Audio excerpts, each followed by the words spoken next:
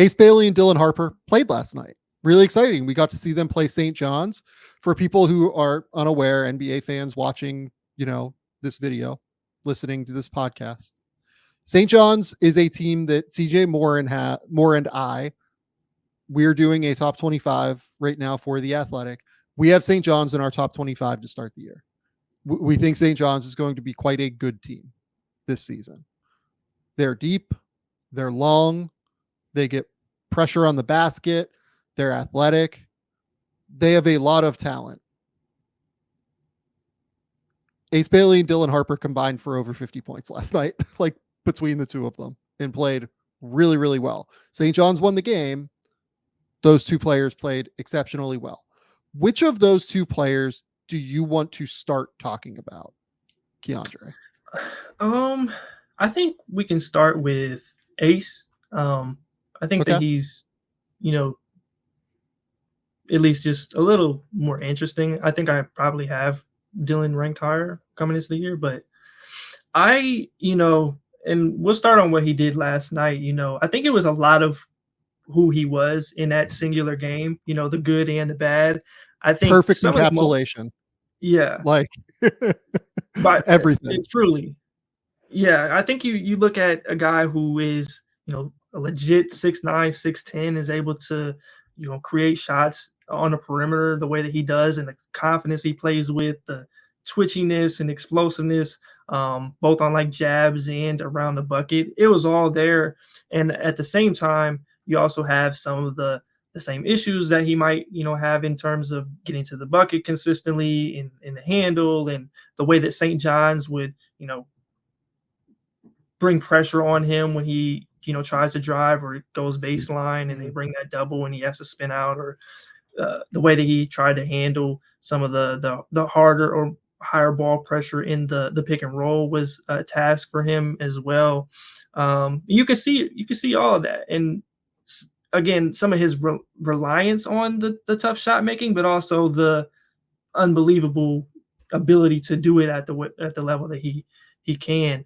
And then I think on the defensive end was good to see him as engaged as he was, and using his athletic tools and length to, defend shots on the perimeter and at the rim. I think there was a few times down the stretch where, he was really protecting the rim at a high level and, coming up with tips and contests around there. So I thought he played really well, ended up with 25 points, 8 of 18 from the floor, 4 for 9 from 3, 5 for 7 from the line. Really good performance. Again, a good St. John's team, older, pretty physical out there. And he played his game in a lot of ways. So this is where I can kind of give a little bit of background. I've talked to, I think, 7 or 8 scouts that have been through Rutgers practices at this point, just seeing them early in the season and everything. The impression that I got from them was that Dylan is a bit ahead of Ace right now in terms of impacting, like winning on a college basketball level at this point. There are days where Ace has like these incredible shooting days. We saw a pretty good shooting day last night, I would argue. Awesome shot making night. Like he drilled like 3 threes in a row at one point on some, like he had like a few moments where it was like, oh, holy shit, like this is real. But like consistently, it's been Dylan for the most part that's been like there. Okay, I'm going to organize the team. I'm going to get, into ball screens. They've really been impressed with Dylan's passing, particularly in practices. He's been excellent at setting up his teammates. We didn't get to see a ton of that last night necessarily, but that's there is what I would tell people. And I don't say that to slight Ace at all. I just want to say that Dylan is the one that when I've talked to scouts who have seen them like practice, and probably talked to between the 7 or 8 that I've talked to, gotten a good blend of like what days they've seen them on practice, seen them practice, right? Overall, I would say that Dylan is the name that has popped a little bit more in terms of early season production in all likelihood. Now, even having acknowledged that scouts have told me Dylan looks a little bit better than Ace right now, scouts will also in that same breath say to me, yeah, look, like Ace definitely clearly has the easiest pathway to challenging Cooper at number 1 because his tools are so ridiculous. He is 6'9", 6'10", fairly long arms. I don't know if it's going to be more than like +3 or, so wingspan, +4 wingspan maybe, but long enough, right, to be considered having long arms. Real athleticism, like significant, substantial athleticism that he does at times access, but at times does not access. Defensively, it's been hit or miss, apparently, for Ace in practices, from what I understand. But there are moments where you just like jaw drop and like you go, oh, wow, like, holy shit, look at how much ground he just covered. So that's why, while I personally agree with you, and I like Dylan Harper as a prospect a little bit more than Ace right now. Mm-hmm. It's why I put Ace at number 2 in the mock I did at The Athletic, because to a person, like just about every scout that I talked to was like, look, if we had to bet on a player challenging Cooper at number 1, I think we would bet on Ace because of the tools, not because of what he is now. And also because acknowledging that this is a long season and he's not a finished product. Does that make sense? Yeah. Like, does any of that it feels like I'm equivocating in a way, but I feel like that kind of gives context on where teams are with this kind of going into it. Yeah, that makes 100% sense. I think, you just look at him in terms of his upside. It is pretty ridiculous if he's able to hit on some of those things like the decision making, and it doesn't even necessarily need to be fully in this year. It's just more about like showing the signs and the flashes and being able to at least not have it be a debilitating part of his game. I think that's what a lot of people are going to be looking for in a lot of ways. But yeah, like I think just in the general, look at this class, if Ace was to put everything together that he's shown to this point, like, he has as much star upside as anybody, including Cooper, in my opinion. It's just more about like the things that he doesn't necessarily, or he hasn't done to this point, that I think could make his sort of perceived floor, or who he is as like a tough shot maker, tough shot taker in the league, that could be something that retracts from him, or teams aren't necessarily as high on. If those other guys like VJ and Traore and Dylan Harper continue in the ways that they've shown. Yeah. So with Ace, let's talk about, you brought up the thing that's just abjectly maddening to me as a evaluator when I watch Ace. I think he might be, we'll start with the positive maybe first, and then we'll talk about what makes me frustrated with him.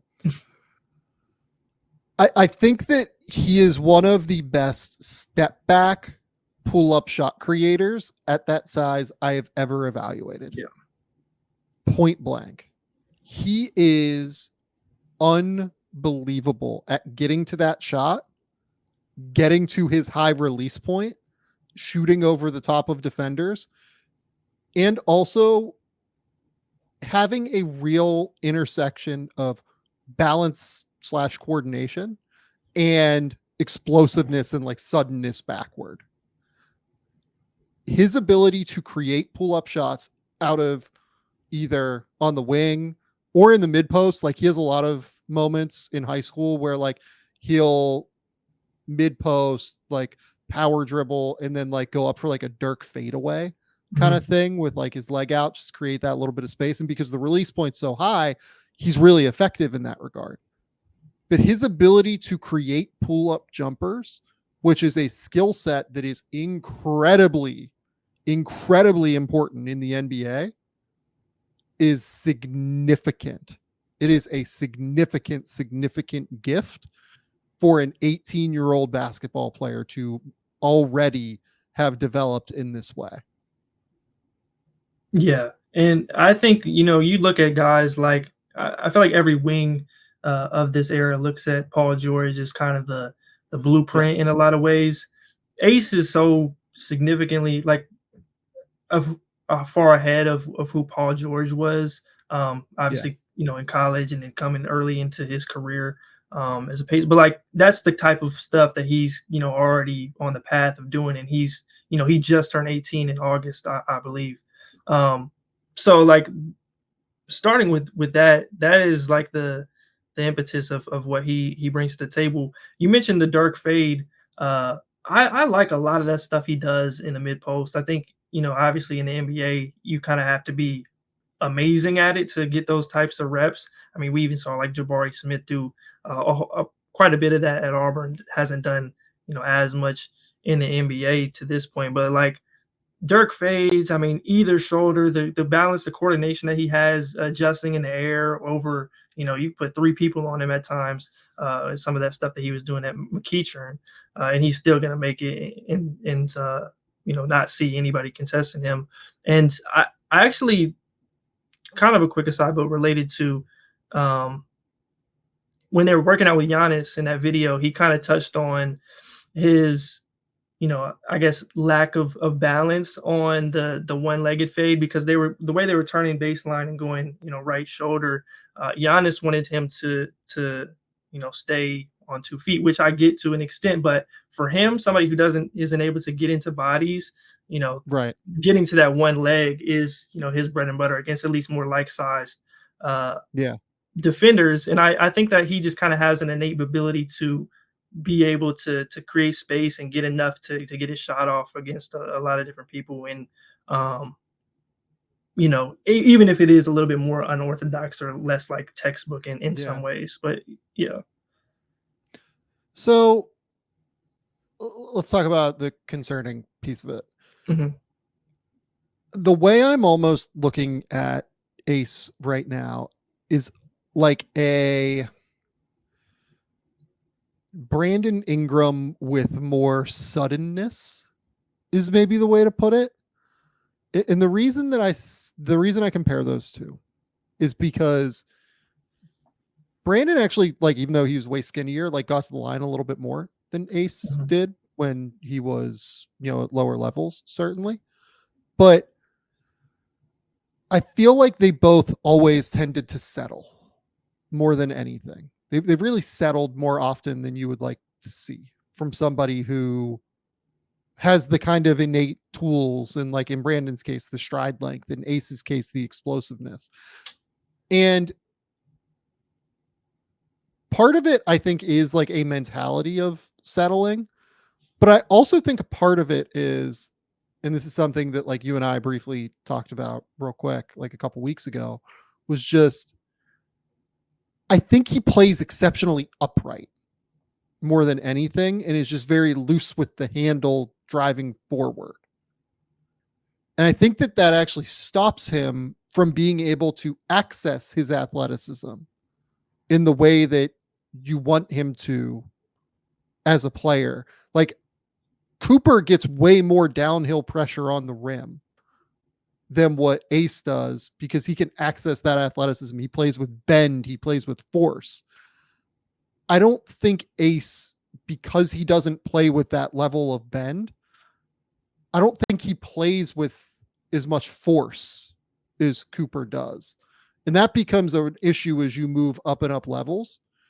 I think that's what I would like to see Ace maybe improve upon most this year, is just consistently playing with bend, consistently playing with the ability to access his explosiveness and like stride length and everything more consistently than maybe what I've seen previously. And I'm glad that you brought up that everything that we've seen from Ace at lower levels literally popped up in that game last night, because this is something that happened all the time in that game. And it was so interesting and fascinating to watch.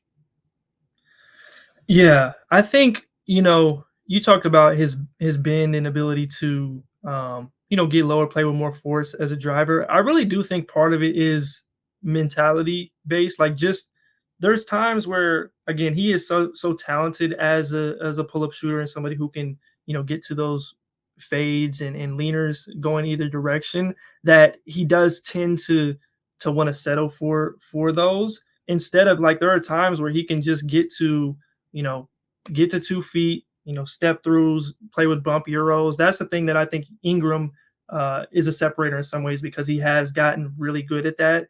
Um, uh, really good is relative, but better at that than he used to be in the past, and even while not like getting huge in terms of like physicality, but like playing with things like that, getting to the line more. That's the stuff that I want to see. I think it will make him a lot less predictable, and somebody that you can just rely on a little bit more. Because I think if the handle, if he's not able to generate as much or as many good looks in the paint and those types of things, it makes it a little bit harder to sell him as like your um, one of your primary playmakers, and I feel like he might fall into that sort of play finisher who can attack closeouts, and as long as the shot is there, still be able to be really effective as a scorer, but maybe not the guy who's like 28 points a game and Yeah. really leading the charge in a lot of ways of the star wing in the modern league. But like, in saying all of that, like, that's the frustrating thing about him. But I still have him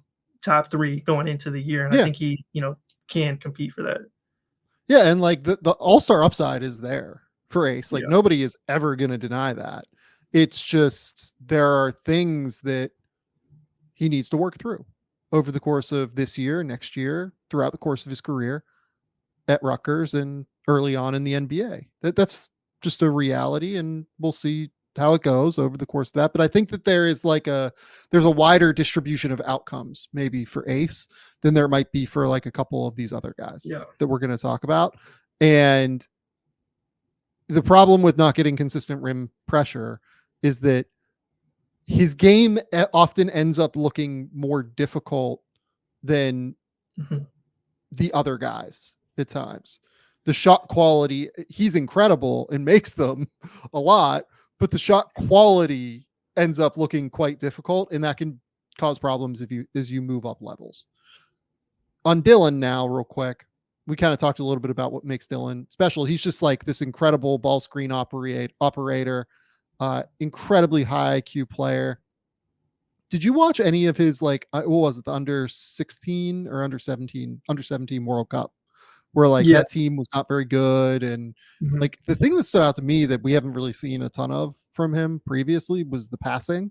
Like he can really, really pass the ball. That's why like when scouts told me, man, like he's out there like really passing the ball this like preseason and practices and things like that. I kind of like I get it.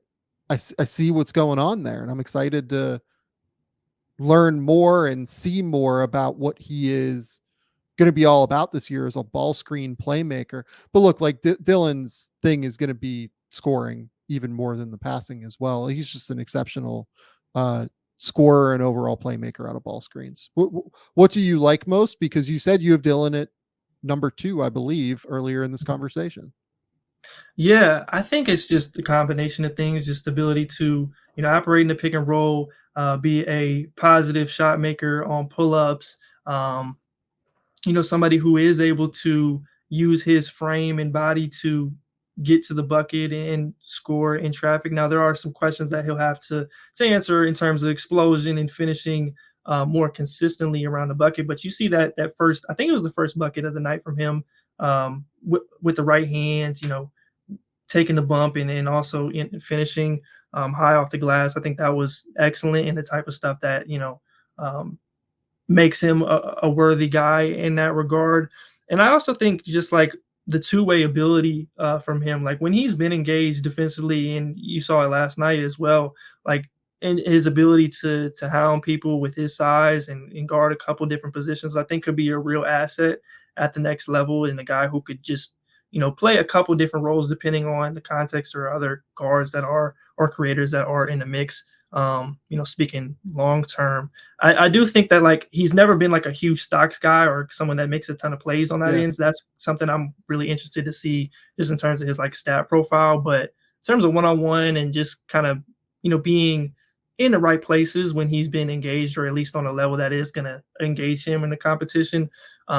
It's been there, in my opinion. Yeah. So just the combination of bigger guard who can do a lot of different things. And I've long been impressed by his playmaking. I think last night specifically, it was just like they were hard hedging. He kind of had to get to that release valve quicker to keep Yep. the ball moving. Yep. And then their offense was stagnant early in that game, so it felt like he kind of tried to force things and, like, collapse the defense more than like trying to make the play. But I'm really curious to see where he goes in that respect too.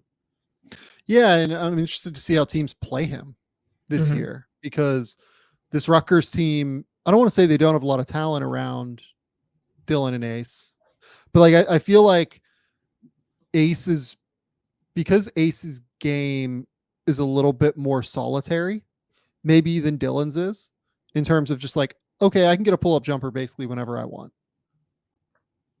It makes it where he is not as dependent upon the other players as Dylan is, as like the primary ball handler who is playing in ball screens, who on some level, needs the space to be able to operate in those actions. And in part that might make people a little bit more excited about Ace Bailey, right, at the end of the day. But I think that it'll be interesting to see how defenders play Dylan throughout the year, because if guys like Jordan Durkak and Zach Martini don't prove that like they need to be closed out on his shooters, and Martini at the very least like should be at least a guy who can shoot, like that's the whole reason I would imagine that they recruited him, it will be hard for Dylan to have that space. So that's the first thing that like immediately stood out to me beyond his own skill, was just the situation around him and the way that St. John's was kind of able to force him to make a different decision than being able to like really create with the ball in his hands. Even still with that, I mean, I think he had 25 points. Like he was outstanding. He went like 8 for 15 in the game and was like awesome and was like very consistent and was polished and was sharp. His footwork is unbelievable. His handle's unbelievable. He loves, like this early pick, or like the early spin move, like right before he hits the foul line. He loves to be able to set up guys one way and then counter the other way and counter back. Like he can string moves together super impressively. I wonder if like on some level they might go more ISO with him, just in order to not involve other teammates. Like you might have to, we don't love stagnant offenses. We don't love ISO heavy offenses necessarily, but they might have to at times in order to try and make it, because Dylan is such a creator off the bounce against certain types of defenders. So I really liked what I saw from Dylan last night. I loved how he let things come to him early and just made the right decision and made the right choices. And then, like you said, later on, it felt like he kind of aggressively tried to imprint his mark on the game and was successful in doing that as well. I think he can just play in a variety of different ways that makes me really excited about him. Yeah, I think he also, I would add to that, he looked good, like in shape. He looked spry.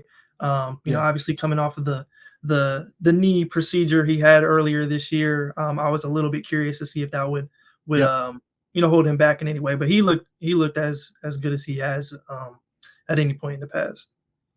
And also mention, you brought up the defense, right? Like I think the defense, he is he's turned into an aggressive on ball defender in a way that I think will be useful. Like I know he's not like a stocks guy, like you said, but I do trust him at the point of attack to be like aggressive and physical and strong and be able to, like, he's not going to get like beat and not be able to recover if he heats up the ball and like, picks up early, right before half court or at half court. So I like what he's capable of on that end. The reason that he's just like considered by some to be a slightly lower upside prospect than Ace Bailey is just he's not a particularly explosive player. Finishing was inconsistent, maybe, let's go with, in high school. There are great flashes of him showcasing some impressive below the rim finishes, but there are also like some moments where like he had some early pickups and got lost in midair, and you could see the lack of explosiveness pop a little bit. So it'll be interesting to track that throughout the year.